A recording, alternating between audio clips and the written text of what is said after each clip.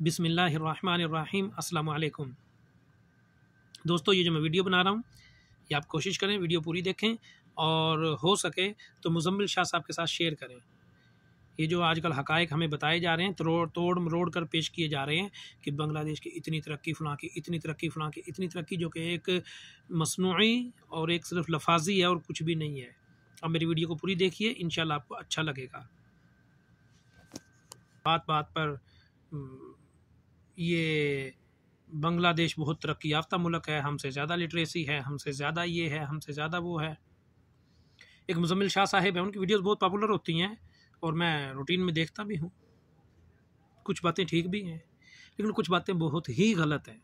एक तो जब वो कहते हैं कि जी पाकिस्तानी बिना किसी हुनर के, बिना किसी स्किल के बैरून मुल्क में चले, ऐसा कुछ नहीं है। आप हमारे पास आओ जहाँ पर हम लोग मजदूरियाँ कर रहे हैं, हम लोग स्किल्स वाले हैं, ठीक है। बेचारे बंगाली भाई, वो किसी के पास भी स्किल्स नहीं है, वो सब के सब लेबर में है और बेइंतहा हैं। उनका क्या कह लें कि जी रेट कम है। अगर हम 1500 तनख्वाह लेते हैं, वो 700 800 900 लेते हैं। उनको मेहनत ज़्यादा करनी पड़ती है।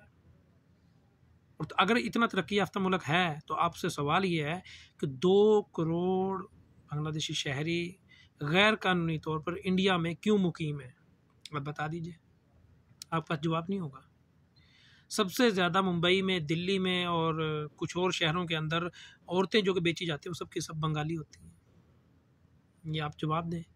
मुज़म्मिल शाह साहब से सवाल कर रहे हैं। और अगर आप लोग मेरी वीडियोस देख रहे हैं तो मेरी वीडियो देखते हैं तो मेरी वीडियो को आप लाजमन शेयर करें। मेरी वीडियो को आप मुज़म्मिल शाह साहब तक पहुँचाएँ ताकि वो मेरी वीडियो को देखें और मेरी वीडियो का जवाब दें कि यार ऐसे नहीं होता। आप किसी को भी कुछ भी उठा के, जो लोग पहले से ही एक लिसानी सतह पर हमसे अलग भी हुए और आज तक हमें वो अपना दुश्मन समझते हैं, वो हमें मतलब कि जी अपने बराबर समझते ही नहीं है। आप जानते हैं पाकिस्तान के अंदर जो बंगाली रह गए थे उनको बराबर की शहरियत हासिल है। हमारे पास जो अफ़गानी आए थे उन्होंने भी अपने शनाख्ती कार्ड बनवा लिए, लेकिन बांग्लादेश के अंदर आज भी जो बिहारी मौजूद हैं उनको शनाख्ती कार्ड अलाउ नहीं है, उनको ज़िंदगी की कोई सहूलत नहीं है। वो आज तक पनाह गुज़ीन कैंपों में हैं, रिफ्यूजी कैंपों में मौजूद हैं। इसका जवाब कौन देगा? कौन सी तरक्की की बात कर रहे हैं आप? किसको बेवकूफ़ बनाते हैं? आप किसी भी सियासी जमात को सपोर्ट कीजिए, उससे हमें कोई मसला नहीं है, सही है ना जी। पाकिस्तानी फ़ौज के बारे में बात मत कीजिए, पाकिस्तान के बारे में बात मत कीजिए। अल्लाह का शुक्र है भाई, पाकिस्तानी एक अच्छी रोटी खा के सोता है, ठीक है ना। पाकिस्तानी एक अच्छी ज़िंदगी गुजार रहा है बनिस्बत उन लोगों के, क्योंकि हम लोग तो देख रहे हैं ना, हम लोग तो साथ रहते हैं। बेचारे सारी ज़िंदगी एक लुंगी और एक शर्ट में गुजार देते हैं, ये सऊदीया वगैरह में आके भी। आपको क्या लगता है? एक लुंगी और एक वो होता है उनका, सारा दिन गाड़ियाँ धोना, सब कुछ करना। क्यों कर रहे हैं? क्योंकि मुल्क के अंदर रोज़गार की वो सहूलतें नहीं हैं जो होनी चाहिए थी। औरतें बिक रही हैं, इंसान बिक रहे हैं। क्यों बिक रहे हैं? 2 करोड़ इंसान इंडिया में जो गैर कानूनी हो, जहाँ पर दुनिया की कोई सहूलत नहीं है, क्यों है गैर कानूनी? क्यों गैर कानूनी है? इस चीज़ का कोई जवाब है नहीं है।